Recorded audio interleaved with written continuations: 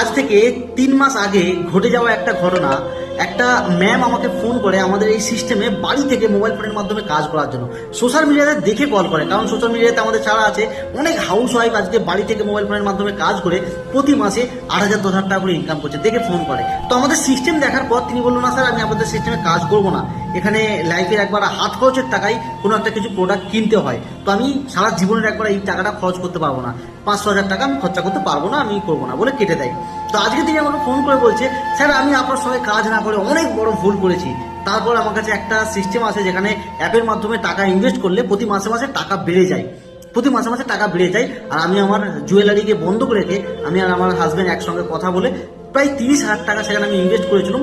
প্রথম মাসে টাকা একটু বেড়েছিল, আর দ্বিতীয় মাসে গিয়ে অনেক লোক করার পর সেই জায়গাটা অ্যাপটা বন্ধ হয়ে যায়, সব টাকা চলে যায়। স্যার অনেক ভুল করেছি, আমি এখন আপনার সিস্টেমে কাজ করতে চাই। তো এটা থেকে কি শিখলেন অবশ্যই কমেন্টে জানাবেন।